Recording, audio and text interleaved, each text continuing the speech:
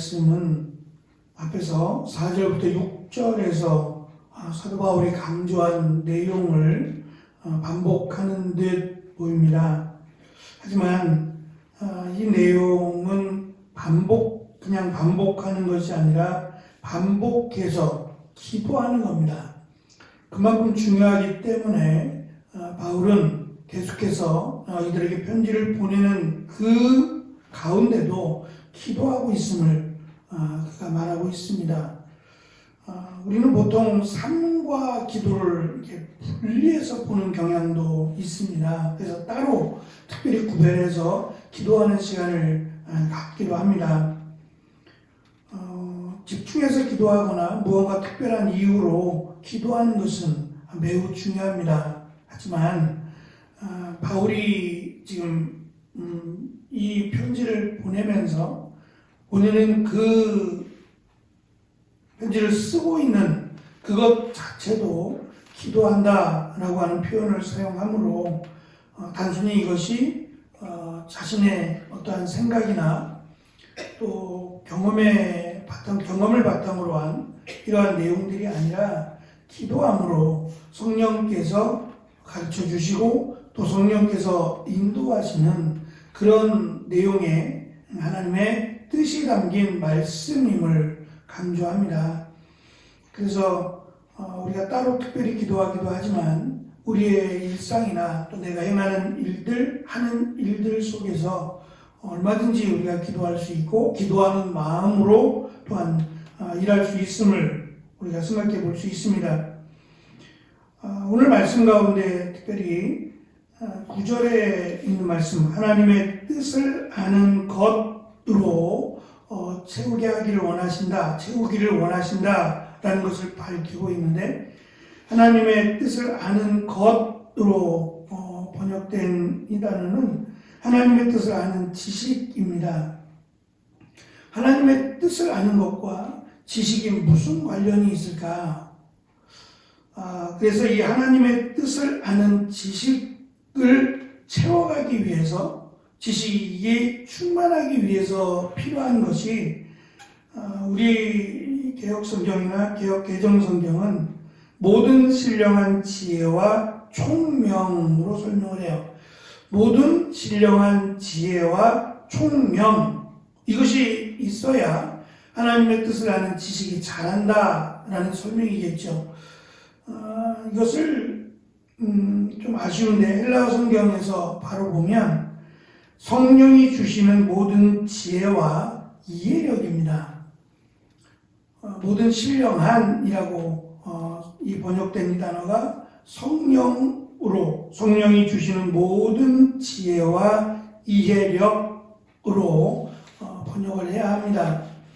다시 말하면 하나님의 뜻을 아는 지식이라고 하는 것은 내 방식으로 내가 원하는 대로 이루어지는 것이 아니라 성령께서 우리와 함께 하심으로 또 깨닫게 하심으로 주어지는 것이고, 또한 그것을 바탕으로 한 지혜와 이해력이라고 하는 것이 필요하다는 건데, 이 지혜와 이해력이라고 번역할 수 있는 이 단어는 당시에 1세기에 그들의 세계관입니다.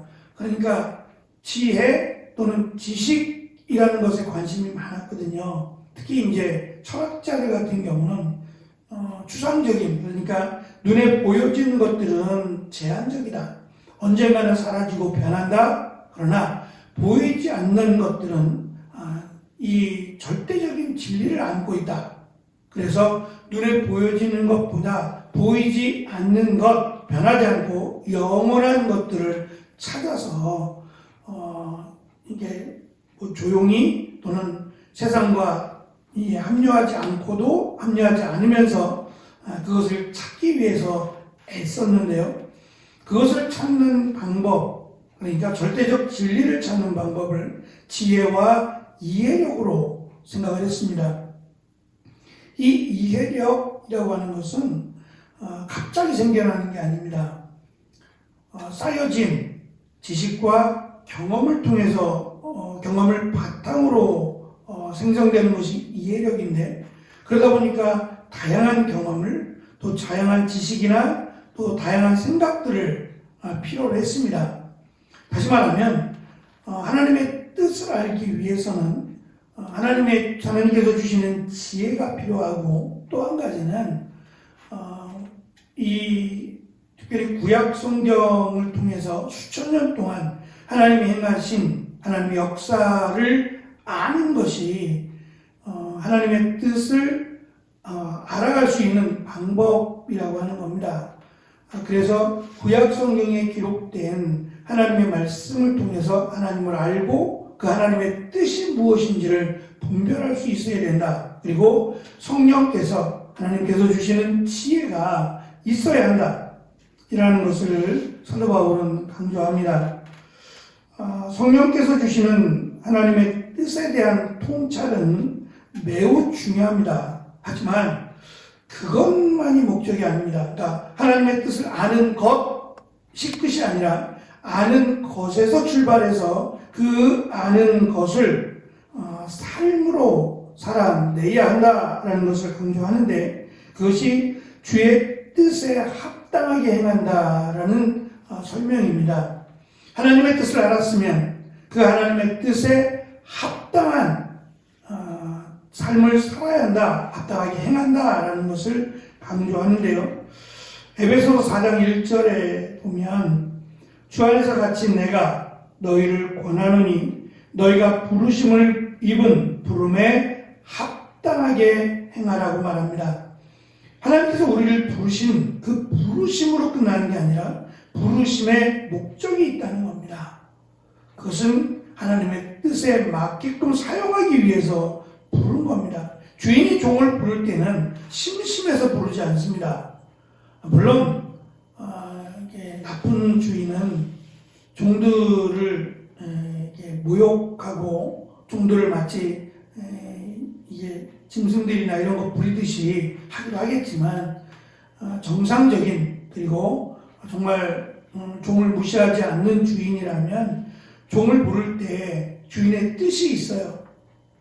불렀으면 어떠한 일을 맡기든지 어떠한 그 일을 하게 할 겁니다. 마찬가지로 하나님께서 우리를 부르셨다는 것은 부르심으로 끝나지 않습니다. 부르심으로 시작해서 이제 하나님의 뜻을 우리에게 전달하시고 그 뜻을 이행하도록 하나님이 부르신 거죠.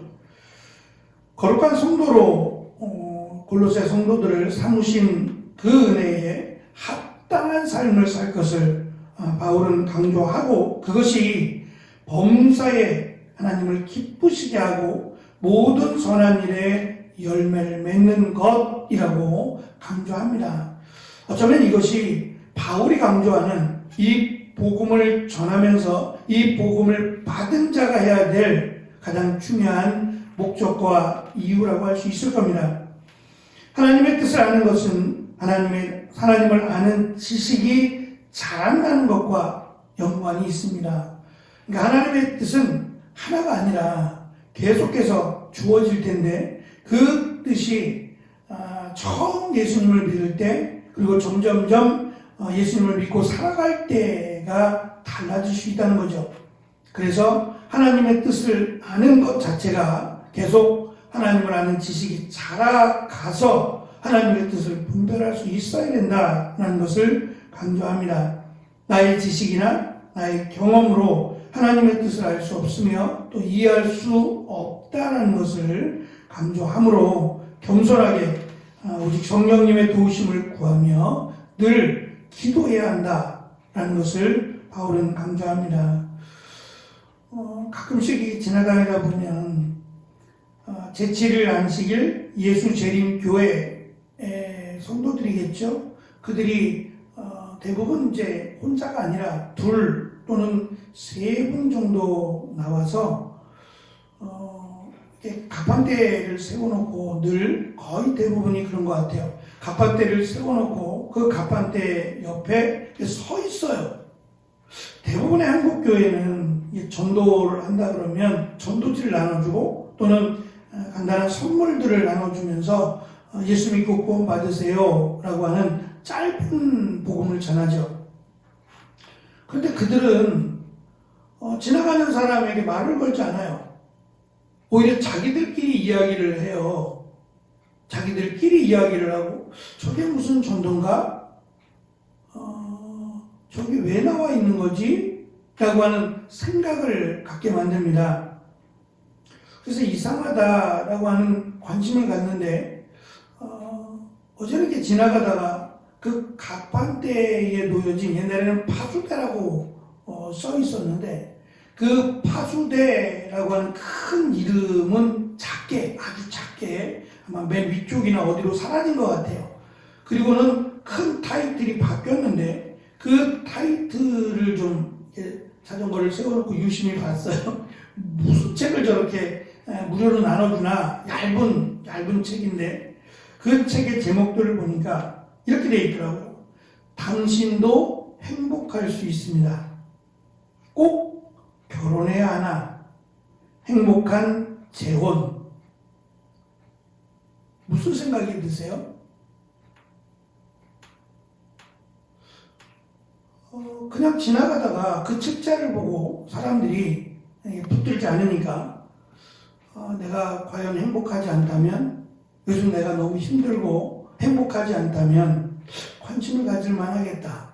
결혼에 대해서 고민한다면 관심을 가질 만하겠는데 이혼하는 그 확률이 굉장히 높잖아요. 반면에 그러면 재혼하는 확률도 높다는 거죠.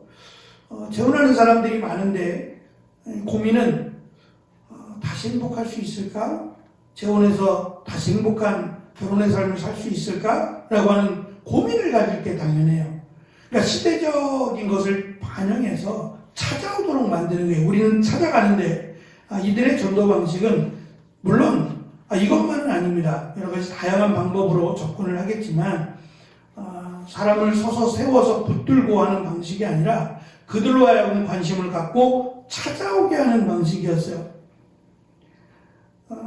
어쨌든 그 방식이야 여러 가지일 수 있겠지만 교회의 사명은 물론 그들이 생각하는, 그들이 전도하는 방식에 행복하십니까? 결혼이나 재혼의 문제를 외면하는 게 아닙니다.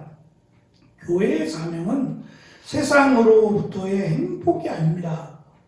그것은 또 다른 하나의 목적 아닌 목적이라고도 말할 수 있겠죠. 교회의 사명은 예수 그리스도를 믿음으로 구원을 받게 하는 겁니다. 그래서 사실은 우리는 짧은 말씀으로 사실 공격적 전도죠. 가는 사람을 붙들어서 그냥 전도지를 주면 안 받으니까 작은 선물이라도 하나 안겨서 그 짧은 말씀을 복음을 전하기 위해서 수고하고 노력하는 거죠. 그런데 사실 이 수고와 노력에 많은 열매가 없다는데 사실은 어려움이 있어요. 많은 교회들이 이렇게 복음을 전하면서 전하는 자가 사실은 은혜를 받지 굉장히 많은 거의 대부분이 외면을 합니다. 물론 그 가운데는 이미 예수님을 믿는 사람들도 있고요. 그래서 그것이 안 된다라는 것을 그들이 알았어요. 그렇게 하면 안 된다. 오히려 역효과다라는 걸 알고 그들의 관심 있는 부분들을 건드려서 그들로 하여금 찾아오게 만드는 거예요. 그래서 그들이 집중적으로 관심을 갖고 투자하는 곳이 어디냐면 출판사입니다. 시조사라고 하는 그들이 가장 먼저 선택한 것이 출판업이었어요. 왜냐하면 이 말보다 그들로 하여금 관심을 갖게 하는 것이 훨씬 더 설득력이 있다는 걸 알았어요. 그래서 그들이 출판사를 만들고 책자를 무료로 찍어내기 시작했어요. 그래서 그들의 주요 사업 가운데 하나가 뭐냐면 무료 책자를 배급하는 거예요. 무료로. 그러니까 누군가 한 번쯤은 읽어볼 만한 주제를 잡고 그것을 가지고 전도하는 방식이에요. 행복하십니까? 라고 물어보면 과연 10명 중에 몇 명이나 그럼요 라는 긍정적인 답변을 하겠다는 거예요. 그러면 왜 행복하지 않으시는지 아십니까? 왜 행복하지 않는지 아십니까? 라는 식의 접근을 해서 복음이 아니라 세상적인 지식을 가지고 그들에게 다가가는 거예요. 그래서 이 전도를 하는 사람들은 그쪽으로 훈련을 받아요. 일주일에 몇 번씩 모여서 이 행복이라고 하는 주제 또는 결혼이나 재혼에 관한 훈련들을 받아요. 따로 시간을 내어서 훈련을 받고 이 책자에 대한 관심을 보일 때 그들은 복음을 전하는 게 아니라 무엇이 행복이고 무엇이 행복한 결혼과 재혼인지에 대한 특별한 교육을 받는다고 합니다. 제가 옳다 그르다를 말하고자 하는 게 아니라 정말 교회가 해야 될 일이 무엇인가를 놓치지 않아야 된다는 생각을 다시금 가져보았습니다. 바울은 지금 자신도 감옥에 갇혀 있고 이들도 작은 모임이니까 이들도 복음을 전하면서 또는 그리스도인으로 살아가면서 충분히 어려움을 겪을 수 있습니다. 베드로 우리가 전후서를 살펴보면서 소아시아에 나그네 된 자들이라고 하는 로마에서부터 쫓겨난 이들이에요. 가족으로부터 버림받고 자신들의 경제적 모든 것들을 박탈당한 채 이주민이 되어 떠도는 사람들이 되어버린 그들입니다.